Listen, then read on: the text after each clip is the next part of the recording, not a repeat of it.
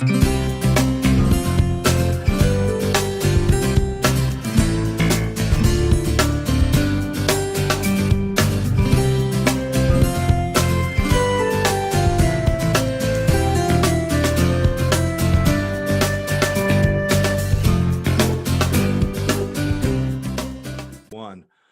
everybody, to another edition of How to Beat Your Addiction with John Giordano. I'm your co-host, Scott Jones. I want to thank everybody for joining us. And please remember that if you like this show, well, you know what? Even if you don't like the show anyway, share it with your friends and make sure that you register or subscribe to the channel so that you can get notifications about our upcoming shows. We spend a lot of time talking about addiction and things that are affecting us in our everyday lives. So we encourage you to please share this with your friends and definitely send us comments. You can visit John at johnjgiordano.com. That's johnjgiordano.com. It's on the screen. That's the letter J, not the letter J, not the word J. Which would be like a blue jay, which you like a blue jay, which you ain't. I'm a bird. I could fly around. Yes. All right. So with that, I want to introduce our special guest that is coming from Tennessee, I believe, right? Right, Memphis. Yeah. Memphis, Tennessee. Excellent. His name is Allan Katz. He is a licensed professional working in mental health and with addictions and all sorts of stuff. You can also see him. He is the Healthy Intimacy Coach, and you can check out his website at Allan J. Katz, and that's the letter J, just like you, John, AllanJKatz.com.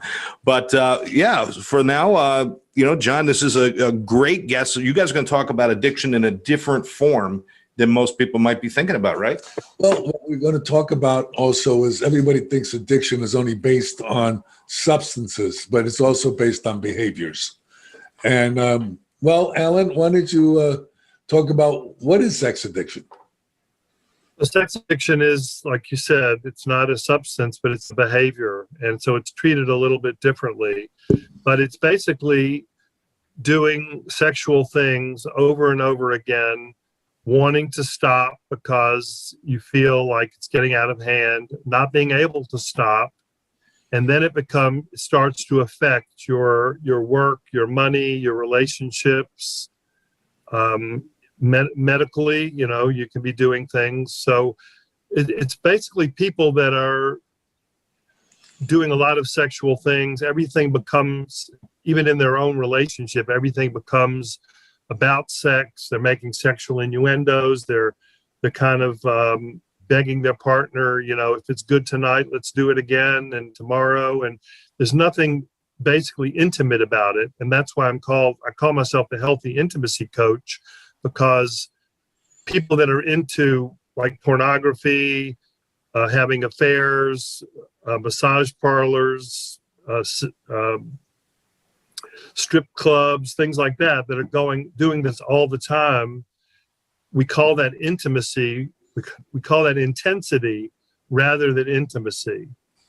Okay, the intensity of porn, for example, when it's watched, and I'm not saying there's anything wrong with it, but when it's watched for hours and hours and you're neglecting things that you need to work on, then that's where it becomes an addiction. Well, so I think if you continue to use a substance or a behavior in spite of adverse consequences, we might want to see that you might need help. And also about the shame and the guilt that's attached to this. A lot of controversy, excuse me, that, sex is normal, sex is this and sex. Yes, it is. But when it becomes where you stop putting yourself in harm's way and your family members, that's when you have to take a look at it, and where you cross that line, that what we call addiction, something that you can't control, something that you're always preoccupied with. I find a lot of my clients have been molested or, traumatized early on, and especially cocaine addicts also are tied to sexual behaviors like that. Do you find that also? Yes, and that's why you have to do a differential diagnosis and make sure that this is not part of their bipolar or part of their co-occurring addiction, right? So like you said, cocaine will enhance the sexual experience, but is it about the cocaine or is it about both? And it's interesting because I had a sponsor about 20 years ago, and he was a sex addict, porn addict, drug, alcohol, and gambling, all in one. And he told me that he did all these other things just to cover up his sex addiction, that his sex addiction was the core of his problem. He felt, after years of examining this, that sex addiction was the core of the problem, and he was using all these other things to soothe himself from that pain that like you said, the guilt and the shame are causing. Well, you know what's interesting is, like, if you think, like a lot of my clients tell me that, you know, the sex is what drives them, and then they do the cocaine to enhance all of that, you see? And then afterwards they get depressed, even if they don't do drugs, after sexual encounters that you know is not good for you. In other words, you know, people that are using unprotected sex, you know, how you can destroy your family with that, and your job, and so forth and so forth. They always think about the sex first, and then the drugs come second. So that's how I kind of say sexual addiction is first. Right. And on the other hand, they might, if they're using alcohol, for example, it lowers our inhibitions, right? And we might say yes when we really want to say no because we're inebriated. Right. Same thing with cocaine. You know, we're always looking. Cocaine and porn are very similar because we're always looking for that high in cocaine, and we never get there again. We get there one time, we never get there again. We keep trying and trying. And porn is very similar in that it, you know, I'm always looking for something more exciting and more weird and more. Well, it's called chasing the buzz. Yeah. We call it addiction. Yeah. And then that's part of the addiction cycle, is that after we do that, we feel that sense of shame and guilt. And the only way for addicts to know how to get past that shame and guilt is to do it again, you know, because they don't know how to break the cycle, basically. No, they don't. And what we're going to talk about some later on is talking about how to break that cycle. You know, unfortunately, it's not in the DSM-5. That's the book that tells people about the different diagnoses for people that understand that. But you know what just came out, Alan? I don't know if you know this. The World Health Organization said that it is an addiction, and they put it into their.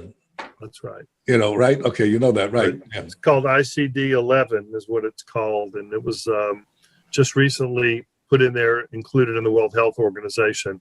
If I can read you the little quote about how they describe what sex addiction is. They say that they define compulsive sexual behavior disorder as a persistent pattern of failure to control intense, repetitive sexual impulses or urges resulting in repetitive sexual behavior. That's how the World Health Organization defines it. Which is interesting. Yeah, I mean, our critics call us, you know, sex negative. Like we're not, you know, we think sex is it's totally not true. We're very sex positive. We're all for sex. We're all for limiting it so that it doesn't start to affect, like we said, all these other things, right? If it's dangerous and now you're going to give it to your wife, that's not something we need to keep doing. Well, you know, it's just like doing drugs. Look, I'm a recovering addict. I have 36 years now in recovery.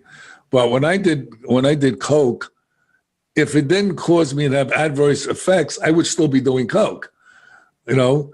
And the same thing with sexual behaviors, okay? I mean, look, if you have sex, there's nothing wrong with sex. The problem is if you endanger your partner because you're using unprotected sex, if you're going out of your relationship, out of your marriage, and having sex with, you're going to cause a disruption in your life, and on and on and on and on. Then you have to take a good hard look at, you know, what am I doing? Why am I doing this? Do you need to go get help so someone could help you to figure out what's going on with these behaviors that are causing a disruption in your life. And a lot of people say, oh, it's a moral thing. It's this. No. What we call with Dr. Blum, as I told you earlier before we went on air, I work with Dr. Ken Blum. He's the geneticist who found the addiction gene. And we look at behaviors and drugs as RDS, reward deficiency syndrome, which means that you have a lack of dopamine. And what addicts want to do is they want to get that dopamine. And everybody has a different footprint. So some are cross-addicted, some gravitate to certain behaviors, some gravitate to substances, or both. So that's how we look at it. But let's talk about how you treat this behavior. Okay, so the first thing we do is we do talk to them about the consequences. I like to start out with Patrick Carnes has a book called Facing the Shadow, which is a workbook that it's a 30-stage model of how to get better, how to heal from sex addiction. And basically the first chapter is all about what are your excuses that you're using? What are the consequences of your actions? What justifications are you using to say that all this is okay? And so we start there, and that just kind of blows their mind to think, oh my gosh, this is much bigger, many more consequences than I thought it could ever be. And that just starts them out on the journey. And so we go through that, we go through the shame and the guilt, we explain the addictive cycle, how to get out of it. And then we start to give them some specific tools to help them get past it. And so one of my favorite tools is what I call play the tape out. And play the tape out is go back through the last time you relapsed or the last time you acted out in your sex addiction, and think about what the consequences of those actions were. Okay, now your wife is mad at you. You feel shame and guilt. You may have lost your job. You may have a disease, a sexually transmitted disease. Is it going to be worth it to do this again? Is it going to be worth a few minutes of pleasure to do this again and suffer all these consequences? So you have them step back and say, am I using my wise mind right now? Am I thinking about what is playing the tape out? What are the consequences going to be if I continue to do this action? And for a lot of clients, that helps them. Not everyone, but that's a real good one. We do the same thing with drugs, exactly the same process. Because most addicts, they don't think of the consequences. They just think of the buzz, and they get more excited going to do these behaviors than actually while doing the behavior, which is also quite interesting, which most people don't get. For sure. There is help out there, but most people don't realize that they have a problem. And why don't we talk about, some of the things that show them that they have a problem? Okay, well, we can talk about some of the consequences of their actions. And COVID, what about COVID? Now, if you go out of your house and you go with a stranger, you could bring back COVID and kill your wife or kill your family. Right. So it's even gotten more serious with these behaviors. Yeah, I mean, I'm sure you know that because of COVID, the alcohol use in the country, even among women, is skyrocketed. It's skyrocketed. And so is depression and anxiety skyrocketed. Sure. And all this, all of these feelings are causing people to act out addictively.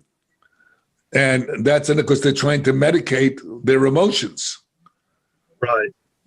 And so that loneliness that caused them in the first place to want to search out other people or pornography or something. Now we got COVID on top of that, which makes them even more lonely. Now I can't even go out of my house and do some of those things. But of course, I have the wonderful internet, which keeps me supplied with pornography and sex chat and all kinds of things. Well, what's interesting, there's also a research paper on the difference between people that are addicted to pornography and people who are addicted to sexual behaviors outside of that. And usually what they say in this research that I read, that the people that are addicted to pornography are more introverted and the other people are more extroverted. Do you find that to be true? Yes, absolutely. The people that are extroverted and they go out and be with other people or have affairs, right, or have anonymous sex or pay for sex, there's a form of power there. Okay. If I can go and be with somebody, I'm paying. There's a link there between money and power and sex. And so those people that are more outgoing, they sometimes have a sense of entitlement. You know, that they may have grown up where there hasn't been a lot of boundaries or a lot of rules, and they kind of feel like I can do whatever I want to do. Nobody's ever given me any stop me, so therefore I'm an adult now. I've had a really good year. I'm making a lot of money, and I'm entitled to do whatever I want to do. So I'm going to go and be with some other people because it builds up my sense of self-esteem.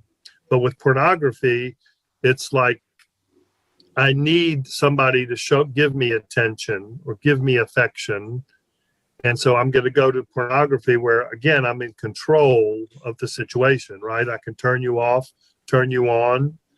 But it's more of the other way of addiction, which is I'm feeling a sense of loneliness, I'm feeling a sense of boredom, low self-esteem, and I need somebody else to fill that hole in my soul with that. And so I turn to other people and I turn to pornography. I have a really interesting example of this. I did some work. I had a phone group once, and I had a man who told me that every day after work for almost 30 years, he was going to an adult movie place. This was way before the internet, every day after work. And I was telling him that if you can stop for 90 days, it's going to rebuild the neural pathways in your brain. And he said, I want to try that. So the first day he calls me and he says, I can't do this. These were my friends. They were my friends. I said, who are your friends? He says, those people on the movie theater, those people on the screen, they were my friends. And so, like, that shows how crazy it is. The people people up on a movie screen were your friends. Well, it's interesting. You talked about the neural pathways. Well, we're finding out that the brain, okay, when you do these behaviors over and over again, you create a neural pathway, okay, where it becomes something that you just have to do, you know? And it's the same thing with changing the behavior. Like you said, 90 days, it takes 90 days to change a behavior.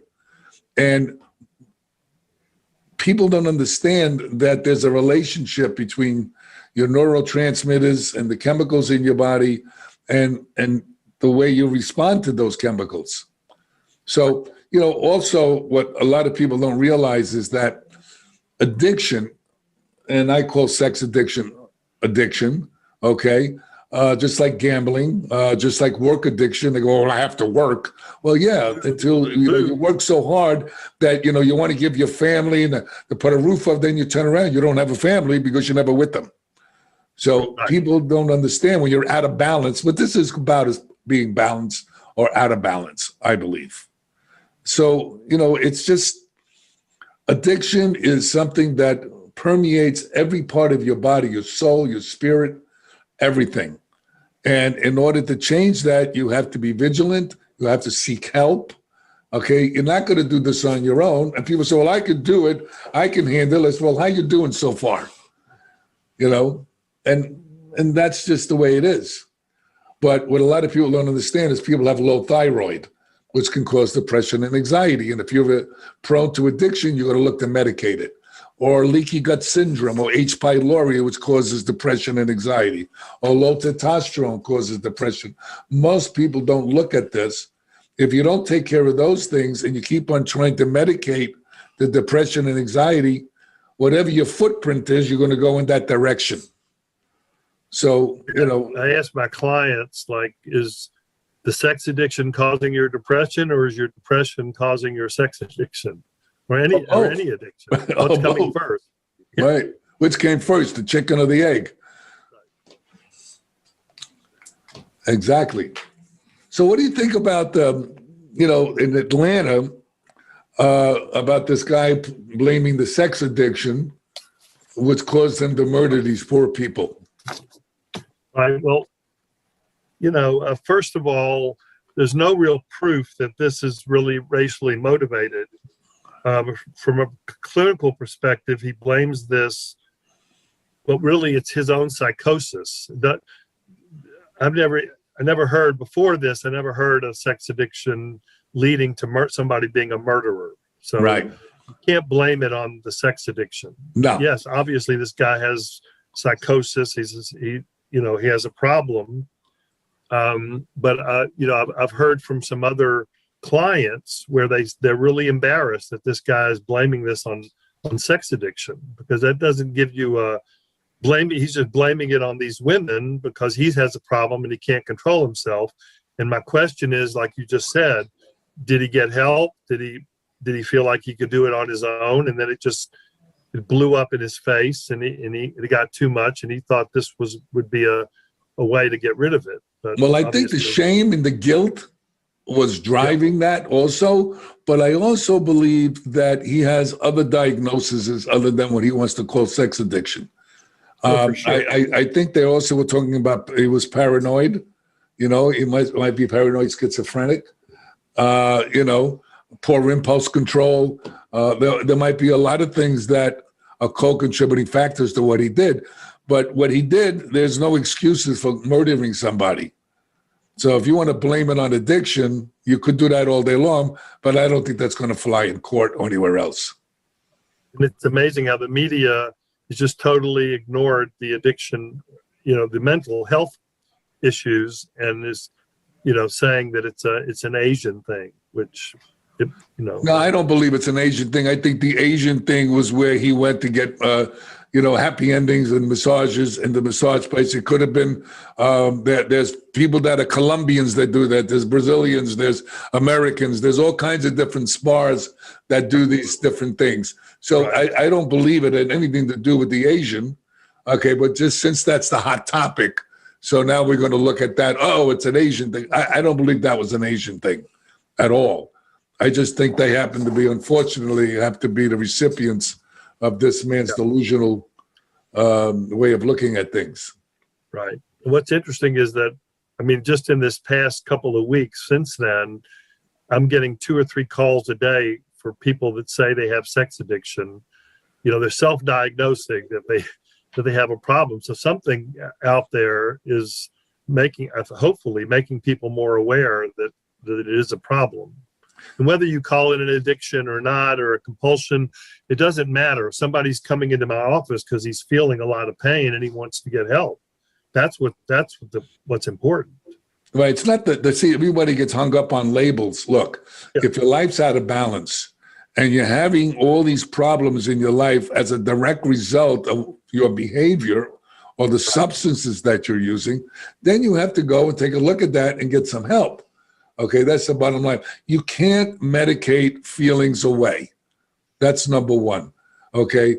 Because what you're doing is you're trying to stuff them down, and that causes more stress. More stress causes more addiction, what people don't understand. Because stress depletes dopamine, that feel-good drug that we manufacture in our gut that goes up to our brain. And most people don't even know that 90% of dopamine and serotonin is manufactured in your microbiome, the flora in your gut that goes up what is known as the vagus nerve into your brain and deposits it to serotonin and the dopamine. So if you're out of balance physically, mentally, spiritually, and emotionally, you need to get help. there's no shame in getting help. The shame is that you don't go.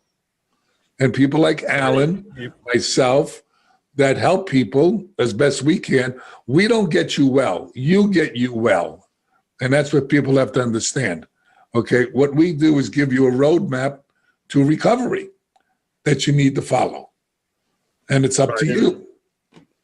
One of those things we stress is also getting in touch with your feelings, because for men especially, they have a hard time expressing their feelings. I'm fine, I'm good, I'm okay. But that's, once you can express and know what your feelings are, you can start to heal from the feelings. And also the idea that it's just a feeling or a thought doesn't mean I have to have a behavior to take care of it. Just because I'm hungry doesn't mean I have to eat a whole bag of potato chips. I bet you just can't eat one. No. Well, yeah. But no, you're right. And the problem is like, like growing up in my family, you weren't allowed to show your emotions and your feelings. And, if you did, it was a sign of weakness. And men don't want to be vulnerable. They have to be this macho thing and all this kind of, which is, excuse my expression, which is bullshit. Okay. If you really want to show that you're macho, then you share your feelings. I've been depressed. Yeah, I have anxiety sometimes. Yes, it's okay. You're a human being. Okay, these things happen. But most people don't get that part, and they don't want to share I got to share it with a stranger. How's he going to help me? Well, how are you doing with yourself? You're not helping you. So maybe take a shot. That's how I look at it. So, addicts are addicts. We all do the same thing. I don't care if it's gambling, sex, work addiction, substance abuse. These all behaviors are people that are out of balance in their life, in their thoughts, and in their actions. If I could chime in for a minute, gentlemen, Allan, I'd love your opinion on this. It seems that alcohol and drugs has gotten a serious amount of attention ever since Nixon's war on drugs started, and we've been looking at addiction in certain ways. Gambling has been in the forefront. People talk about it. You can't go to a casino without seeing a gambler, some sort of sign about if you have a gambling problem. But sex still sells. And it's not talked about. I mean, the blur between intimacy and sex is really perpetuated through TV, movies, advertisements, and everything else. So it's almost like it's almost not good to bring up sex addiction for advertisers and other people. So is it being swept under the rug, in your opinion, in society?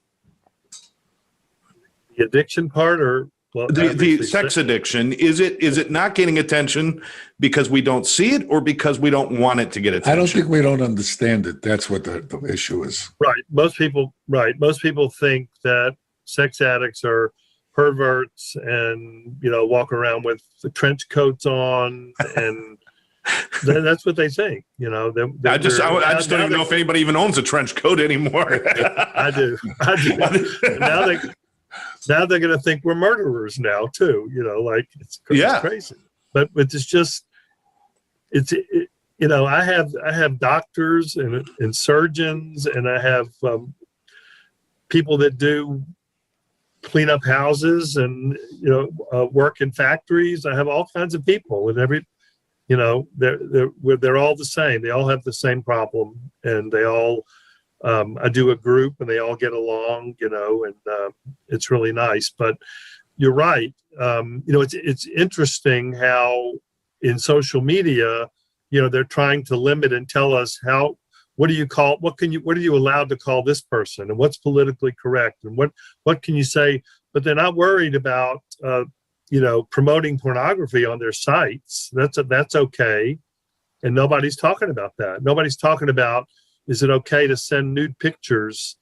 Our teenagers are sending nude pictures of each other, and so sex in itself, especially with pornography, is sexualizing and objectifying women, and nobody's talking about it. Well, what's really interesting, you said that about the young people sending nude pictures. That's so common today. We didn't have cell phones before. We had beepers. I don't think you can send a picture on a beeper anyway. But it'll beep, but that's about it. but they send these pictures on their phones, and it's like crazy what's going on. And that's how they communicate with each other. They don't even talk; they text each other. They text and they do pictures. So I know one picture's worth 1,000 words, but I mean, this is getting a little out of hand. But you would be shocked at the 40 and 50-year-olds that are also sending. Oh, absolutely! Look at the politicians. I forgot that guy's name who's sending his pictures. Oh, yes. Right? I can't remember. Yes, I mean, it's like unbelievable what's going on in our society. It's like Sodom and Gomorrah in a way. What's really happening, and it's just because we have so much internet use. There's so much. Everything is real time, and that's how people are connecting with each other. And it's getting crazier and crazier out there. It's depersonalized. We're not personalized anymore, and I think it's been almost the end of intimacy as we used to know it. No, you're objectified. Because you're not personalized. Everything is not personal anymore. It's all on a screen. So there's no intimacy. And that's really hurting us, isn't it, Allan? Right. I mean, that's why I call myself the healthy intimacy coach, because I try to bring them from the intensity of all these distractions like porn and like the cell phone and like all these things. I try to bring them from there to learn how to be intimate with their partners. Well, people don't understand, intimacy is into me you see. And that's called relating with each other. And that's how you bond with another human being, by being vulnerable. And once you learn to be vulnerable, yes, can you get hurt? Yes, you can get hurt walking across the street too. So what does that mean? You don't walk across the street? So you have to learn, how to be open with your partner. And they want to do the same thing. Once you open up, they'll open up eventually. So it's that kind of thing that you want to do to get closer to people.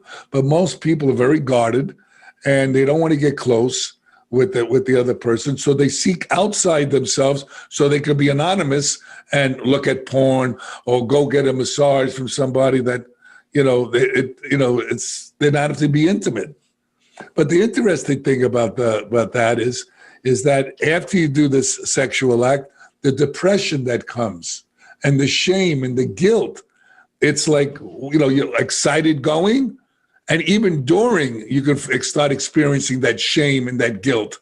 And then afterwards, you carry that, and then you put it in that room that you don't want to go in, and you don't think about that anymore. So thinking things through, like you're saying, reminds you of what you went through in the negative sense, not the positive sense, which will help you and guide you not to do the behavior again. You put it in a box in the back of your brain, and you think, I'm just going to leave it there and forget about it and just move on. But it doesn't. It stays there. It can be like traumatic. How can somebody, because this is such a personal thing, alcohol and drugs, you can look at it and say, okay, anybody can end up addicted, or even gambling. People can understand it, but it's almost like it's a deep-rooted shame in this. How does somebody break through that just to ask for help? I mean, do you have any advice for people who are suffering, who know they probably should get help, but they're so afraid to speak up? How do they break through that? The idea is that we professionals, certified sex addiction therapists, or what John does, there is no shame in our offices. There's no judgment. I've heard this before, and I've had people come in and kind of stutter, or especially when they're making the appointments, like, well, what's your issue? I want to send you the right paperwork. And they go, I have a problem. They can't even say the word. But in our offices, I've heard it already, and I know how to treat it, and I don't judge them, and I make them feel comfortable. And it's, it goes back to that idea that I need to ask for help. And unfortunately, for some people, it takes hitting bottom, where they're threatened with divorce, or they're threatened with a medical issue or something, where they have to go get help. And sometimes I ask them, are you here for you, or are you here for your wife? Because your wife's sending you here because she just found out She just saw what you were texting some other girl. Are you here for her? Or are you here for yourself? And so that like on my LinkedIn page, I'm trying to say trying to stop the stigma. That this is a real addiction, just like any other addiction. It's not a perversion. It's not a moral problem. It's a disease. It's like diabetes or an allergy or something like that. Well, everything we're talking about sounds just, if I wasn't talking about, I didn't know we were talking about sex addiction, I would think we were talking about substance abuse, because it's exactly the same as far as I'm concerned. Yes, the symptomatology is different. It's just like, alcoholics are one way, addicts are another way. We have a little joke with that. It's not really funny, but it is. If an alcoholic that's drunk steals something from you, the next morning when he sobers up, he'll give you your stuff back. But if an addict steals something from you, the next morning he'll help you look for it.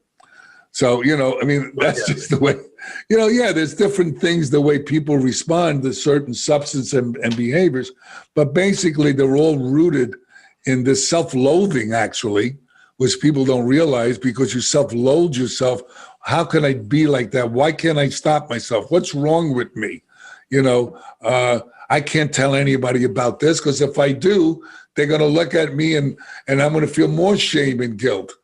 And also the person that you're going to, like a massage therapist or a prostitute, that you're also hurting them as well, because you're adding to their misery.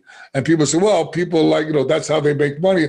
Yeah, maybe that's how they make money, but they're also a human being and they have problems too. Okay. So, and that comes into play when you come into like spirituality and how that's affecting another human, because you want to be selfish and self-centered. You want what you want when you want it. And, since you have money, you can pay for it and get that. So what are you doing? What kind of person do you want to be? So it's a very difficult situation, these addictions. Right. And sex addiction treatment it's more like food addiction, where you have to have sex. You don't have to, but sex is good and you want to have it and it's okay.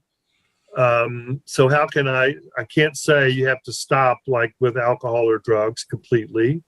You can do that for a while, maybe a month or 3 months, which we recommend sometimes, just to get those to get the neural pathways balance back.